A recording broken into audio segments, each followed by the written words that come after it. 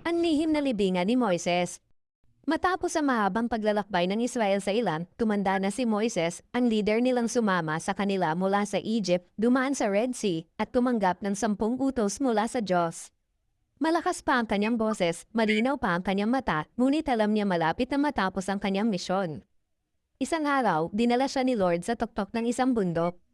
Mula roon, pinakita sa kanya ng Diyos ang lupang ipinangako sa Israel, isang lugar na sagana at maganda. Ngunit ang lupang iyon ay hindi na niya mararating. Hanggang tanaw na lamang siya. At doon, sa taas ng bundok, tahimik na pumikit si Moises at sumama sa Diyos. Walang ibang tao roon. Walang nakakita, walang nakarinig. At sa unang pagkakataon sa kasaysayan ng Israel, si Lord mismo ang naghukay, naglagay, at nagtakip sa libingan ng kanyang tapat na lingkod. At walang sino man ang nakaalam kung saan iyon mapahanggang ngayon. Ang lihim na libingan ni Moises. Matapos ang mahabang paglalakbay ng Israel sa ilan, tumanda na si Moises, ang leader nilang sumama sa kanila mula sa Egypt, dumaan sa Red Sea, at tumanggap ng 10 utos mula sa Diyos. Malakas pa ang kanyang boses, malinaw pa ang kanyang mata, ngunit alam niya malapit na matapos ang kanyang misyon. Isang araw, dinala siya ni Lord sa tuktok ng isang bundok.